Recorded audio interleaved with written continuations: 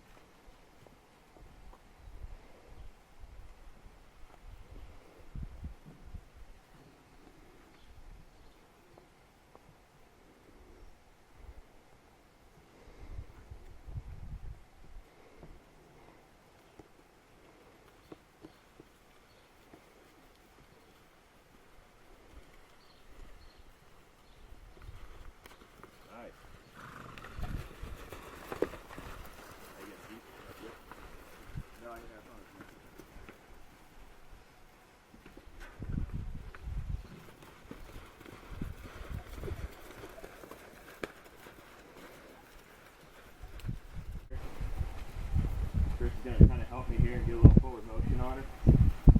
Move those shoulders over. Now we're going to put some pressure behind her. There she goes. Perfect. Now if I have forward motion and she's willing to come off that pressure of the halter there a little bit, we'll have something going for it. Going to block me, roll those shoulders through. Going to put those shoulders back over here. Put some pressure behind her.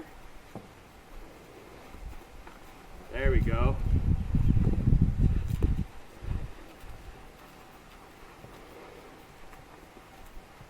Once she starts figuring out that her muzzle is a place to balance and follow, then we're going to have some good stuff going for us.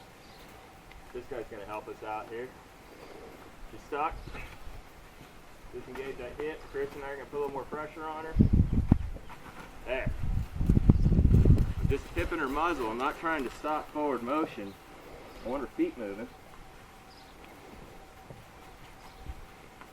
There we go. I'm gonna kind of bring her up. So today what we've done is we've separated some of our more competent Mustangs into this paddock, so that we can play with them, halter them for the first time, get their feet trimmed, also work on some leadership skills, some ground skills, so that they start to trust us, and also they can start to be prepared for their life as a saddle horse. So we have a horse right here, Mustang, that I've been working with for about 10 minutes, and we established approach and retreat with the halter, so a little bit of friendly game. And the next thing that I've done is started to have her understand follow a feel, a steady pressure, and move her shoulders off side to side, starting to loosen up her shoulder, and then turning that shoulder movement into forward motion. So we're going to play with that a little bit and see how she does. The first thing I'm going to do is make a suggestion. So very similar to a direct rein while you're riding, I'm going to ask her to yield her forehand if she can. And as soon as she comes into pressure, I'll release. And if she wants to check in and say hello, I won't discourage that. I'll say, that's great, cool. See if she can do it again and start to head toward a circle. All right. Good. And I'll just allow her. If she goes out in a circle, I'll allow until she asks a question. There's a question, can I come in? And I'd say, well, why don't we keep going? So I'm going to direct. If she doesn't understand it, I might put a little rhythmic pressure behind her and ask her to make an effort into going back out on the circle. If she pulls on me, I'm going to suggest that she comes in with my lead rope, and if she really was to pull hard, I'll try to disengage the hind quarter and get her to face up. Okay?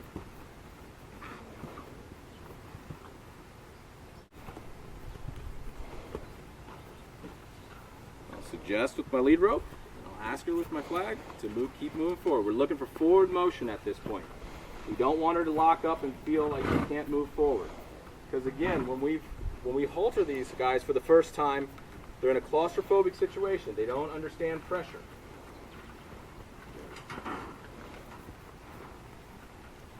See if she can go the other way. And eventually she's going to understand when I ask with a direct rein, up and out, move her shoulder over. And when I yield the halter straight forward, that means that she should try to yield off the pressure and go forward. We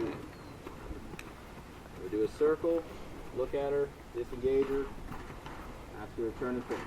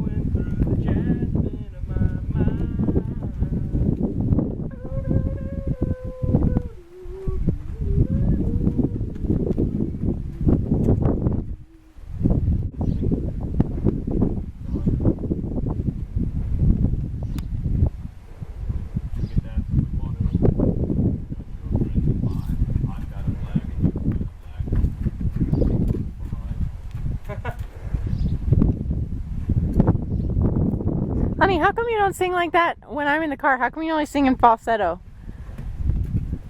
Well, I don't know. It just seems to be what's on. Going so low. Wake me up. Or as Jim would like to hear.